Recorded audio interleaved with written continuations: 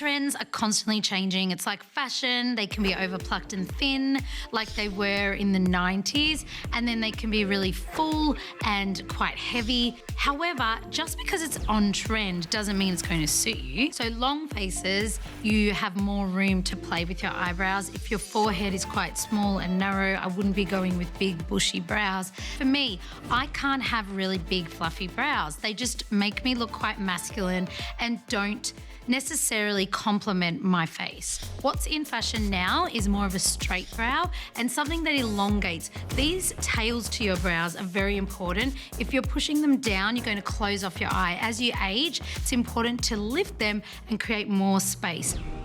So if you were to brush the brow in a downwards motion and you kind of get that old school brow shape, what it does is you can see, if you just move to this side, it really closes the gap between the eye and the brow.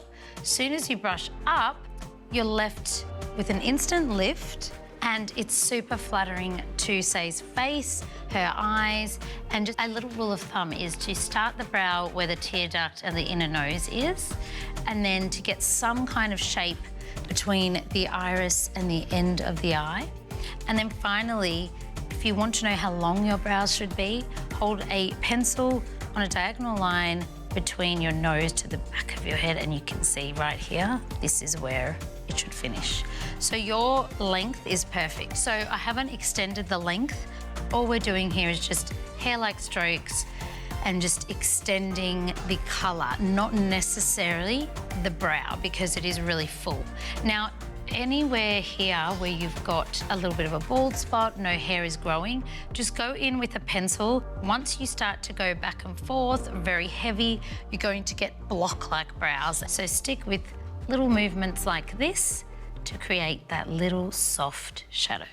3 products I would invest in for eyebrows. You probably have one already, it's tweezers. Keep them on at hand, control yourself, and just grab a couple in between appointments.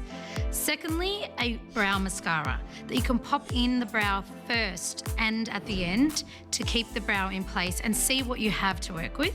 If you've got really overplucked brows, you really need to go in with either a brow pencil or brow powder and just create that beautiful shape.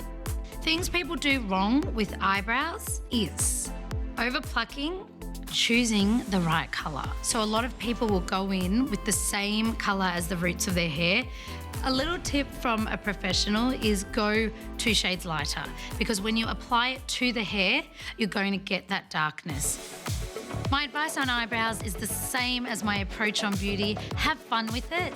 Your brows are there to complement your makeup. Don't let them overtake everything. And above all, they're not identically the same. Start small, start at home, start in your bathroom, and you'll start to see that this manicure of your brow and this care will actually elevate and change your makeup look.